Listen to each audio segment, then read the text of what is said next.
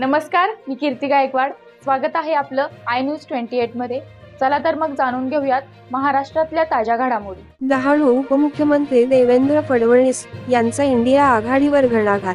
Bharatiya Janata party Palghar लोकसभाची निवडणूक सभा महाराष्ट्राचे उपमुख्यमंत्री देवेंद्र फडणवीस यांनी डहाणू कोंडा हायस्कूल पार नाका येथे घेतला कार्यकर्त्याची सभा। या सभेत विविध मान्यवरांनी भाषणे केली व महाराष्ट्राचे उपमुख्यमंत्री देवेंद्र फडणवीस यांनी विकास कामाबद्दल कार्यकर्त्यांना सांगतानाच इंडिया आघाडीची अवस्था संगीत खुर्चीप्रमाणे झालेल्या प्रमाणे असून त्यांच्या कार्यावर जोरदार टीका सुद्धा केली व कुठलीही परिस्थितीत डॉक्टर हेमंत सवरा यांना निवडून आणू अशी ग्वाही दिली। परंतु बहुचर्चित वाढवण मंत्रासंदर्भात कोणतेही वक्तव्य केले गेले नाही। त्यामुळे काही कार्यकर्ते नाराज झाल्याचे दिसत होते व सामान्य माणसात चर्चा होत होती। तसेच हजारोच्या संख्येने लोक व कार्यकर्ते उपस्थित होते। यावेळी उपमुख्यमंत्री देवेंद्र फडणवीस, रवींद्र चव्हाण, पालक व बांधकाम मंत्री पालघर खासदारचे उमेदवार डॉक्टर हेमंत सवरा, भरत भाई राजपूत, पालघर जिल्हाध्यक्ष जगदीश राजपूत, अनेक आमदार खासदार आजी माजी उपस्थित होते। या मोदी सरकारच्या विकास काम तसेच लोकांच्या मिळणाऱ्या पाठिंब्यामुळे पालघर लोकसभा उमेदवार निवडून येण्याची हमी देवेंद्र फडणवीस व रवींद्र चव्हाण यांनी दिली। वार्ताहर इंडिया न्यूज 28 साठी रहीम कुरेशी, डहाणू विधानसभा मतदारसंघाची रिपोर्ट। मी त्यांचं स्वागत करतो आणि सर्व कार्यकर्ता महायुतीचे ताली वाजवून त्यांचं स्वागत करायचं। जोरात ताली वाजवा, दिल्लीपर्यंत तालीचा आवाज जायला पाहिजे, दिल्लीपर्यंत। इंतजार जिन पलों का था वो सुहानी घड़ी आ गई, मोहब्बत दिलों का मिलने की सुंदर कड़ी आ गई, सुनी सुनी फीकी फीकी सी थी ये महफिल, तमाम देवेंद्र जी आपके आने से जैसे रोशनी की झड़ी आ गई। साहेब आपला डहाणू आणि तलासरीचे काही मुद्दे आहेत ते थोडक्यात सांगतो मी साहेब। आपला 91 नोटिफिकेशन जे 91 नोटिफिकेशन नंतर UDPCR मध्ये काहीच चेंज आला नाही। सर माझी एवढीच विनंती आहे का UDPCR मध्ये जे महाराष्ट्रामध्ये लागू आहेत ते जरा डहाणू तालुक्याला लागू झाली तर त्याच्यामध्ये सर येणाऱ्या कालमध्ये हजारो एकरची आरक्षण रिझर्वेशन मध्ये ऍग्रीकल्चर असेल, दुसरे प्लॉट मध्ये जर NA होत नाही आणि टुरिझमचा एक फार मोठा बॅल्ट आपल्या डहाणू मध्ये सर। मागच्या वर्षी आपण जे फेस्टिवल केला 2 लाख लोक आलेले फेस्टिवल मध्ये आणि ह्या वर्षी फेस्टिवल मध्ये 3.5 लाख लोक आले। तर याचा अर्थ असा आहे साहेब की इथे पर्यटनाला चालना दिली आणि UDPCR चेंज झाला सर तर त्याच्यामध्ये कसे आपला रिसॉर्ट्स वगैरे चालू होतील, IT हब येऊ शकतात। आणि आपल्या जे सर महत्त्वाचा विषय असा आहे की आमच्याकडे आदिवासी समाज लोक बोटीवर जातात, आपला त्याच्यानंतर मच्छीमारसाठी जातात आणि जे बाहेर जातात ते कमीत कमी 50-50 हजारच्या संख्येमध्ये लोक बाहेर जातात, 8-8 महिने बाहेर व्यवसायामध्ये काम करतात। तर हे जे UDPCR चेंज झालं साहेब त्याच्यानंतर हे सर्व रोजगार इथे त्यांना उपलब्ध होईल। एवढीच विनंती आहे साहेब का इथे UDPCR साठी साहेब तुमच्या ह्याच्यामध्ये आम्हाला शब्द द्या, कारण कसं आहे 34 वर्षापासून आम्ही सहन करतोय साहेब। 100% डहाणू मध्ये विकास होणार आहे फार लवकर, इथे पाय ठेवायची जागा होणार नाही। आणि साहेब आमच्याकडे बुलेट ट्रेन पास होत आहे तर डहाणू मध्ये त्याचा स्टॉपेज द्यावा ही विनंती आहे, कारण ही लढाई फार मोठी आहे आपल्यासाठी। आणि खरोखर साहेब आपले पालकमंत्री रवींद्र चव्हाण साहेब आहेत साहेब, मी मनापासून त्यांना सॅल्यूट करतो कारण त्यांनी जे आमचा जिल्हा लोकसभा आमच्याकडे खासदार नाही, एक आमदार नाही, तरी सुद्धा रवींद्र चव्हाण साहेबने हे जिल्हा संघटनला एवढा मजबूत ठेवला साहेब। पालघर लोकसभेच्या 2024च्या निवडणुकीच्या निमित्ताने या ठिकाणी मंचावर उपस्थित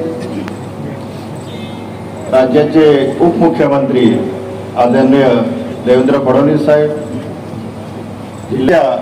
एक विकासाच्या दृष्टिकोनातून त्याचप्रमाणे या ठिकाणी एक या देशाला आत्मनिर्भर बनवण्यासाठी त्याचप्रमाणे या ठिकाणी संपूर्ण जगामध्ये एक 3ऱ्या नंबरवरती एक महासत्ता निर्माण करण्यासाठी आणि तिसरं म्हणजे या ठिकाणी या भारतामध्ये देशाचे आदरणीय पंतप्रधान नरेंद्र मोदी साहेबांना 3ऱ्यांदा पंतप्रधान करण्यासाठी ही जी निवडणूक आहे। मित्रांनो या ठिकाणी हा जो पालघर जिल्हा जो आहे सागरी आणि नागरी आणि डोंगरी या विभागामध्ये या ठिकाणी विभागला गेलेला आहे आणि विशेष करून या भागामध्ये या ठिकाणी आदिवासी बांधव त्याचप्रमाणे मच्छीमार बांधव असतील किंवा या भागामध्ये आगरी आणि कुणबी समाज असेल, त्याचप्रमाणे वंजारी समाज असेल, भंडारी समाज असेल आणि या भागामध्ये या समाजाचे मोठ्या प्रमाणात त्या ठिकाणी प्राबल्य आहे.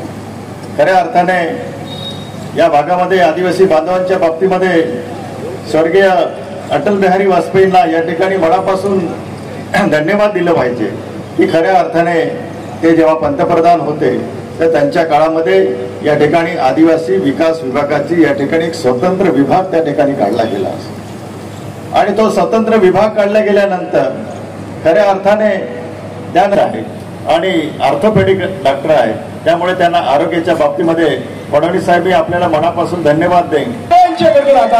स्वागत करूया उद्याचे भाविक. माता की वंदे वंदे. छत्रपती शिवाजी महाराज की, छत्रपती शिवाजी महाराज की. अखंड हिंदुस्थानचे आराध्य दैवत छत्रपती शिवाजी महाराज, संविधानाचे निर्माते बाबासाहेब आंबेडकर, लाभार्थी त्या योजनांचे दिसत आहेत आणि या योजनांमुळे आपण बघतोय की जवळजवळ 25 कोटी गरिबांच्या राहणीमानात, शिक्षणात हा बदल झालेला आहे. ते गरिबरेषेच्या वरती आलेले आहेत आणि म्हणून आपल्याला ह्या सगळ्या योजना पुढे चालू ठेवायच्या आहेत. विकासात्मक दृष्टिकोन असलेले आपले नेते पंतप्रधान नरेंद्र मोदी यांना तिसऱ्यांदा परत पंतप्रधान बनवायचं आहे आणि म्हणून तुम्हाला सर्वांनी एक लक्ष ठेवायचं आहे. येत्या 20 तारखेला कमळावर शिक्का मारायचा आहे, बटन दाबायचं आहे आणि जो वारसा चिंतामण वनगा साहेबांनी इथे विकासाचा वारसा ठेवला, त्या वारसाला मी तुम्हाला शब्द देतो की तो विकासाची गती दुप्पट गतीने मी वेगाने करेन आणि या सर्व घटक पक्ष ज्या ज्या वेळेस त्यांना माझी गरज लागेल, ज्या ज्या अडचणी असतील, त्या प्रत्येक घटक पक्षाच्या पाठीशी मी खंबीरपणे उभे राहीन आणि त्याचबरोबर इथल्या सर्वसामान्यांच्या पाठीशी उभा राहण्याबरोबरच सर्व समाज संघटना असतील, सर्व आदिवासी संघटना असतील, त्या सर्वांना सोबत घेऊन या पालघरचा विकास नक्की करेन असं तुम्हाला शब्द देतो आणि थांबतो. जय हिंद, जय महाराष्ट्र. धन्यवाद साहेब. आजवर आपण उमेदवारी मिळाल्यानंतर पोकळ आश्वासनं देणारी नेतृत्व पाहिली असतील, पण मला असं वाटतं की माझ्या 25 वर्षाच्या कार्यकाळातलं एक सुजाण असा वक्ता इथे या ठिकाणी पाहायला मिळालाय आणि त्यांना आपण प्रचंड बहुमताने विजयी करून द्याल. पुढचा सन्माननीय रवींद्र चव्हाण साहेब. या सभेसाठी उपस्थित आदरणीय देवेंद्रजी, आदरणीय गावित साहेब, आदरणीय अधिकाऱ्यांना फक्त विनंती करायला इथे उभा आहे की ही निवडणूक देशाची असणारी निवडणूक आहे. या देशाच्या निवडणुकीमध्ये तुम्हाला आम्हाला सर्वांना आदरणीय पंतप्रधान नरेंद्र मोदीजींना पुन्हा एकदा तिसऱ्यांदा पंतप्रधान म्हणून निवडून द्यायचं आहे. आपल्या सर्वांच्या मनामध्ये आदरणीय पंतप्रधान नरेंद्र मोदींना पंतप्रधान बनवण्याचं जे स्वप्न आपण सर्वजण जे पाहतात ते 20 तारखेला आपल्याला कमळ हे बटन दाबून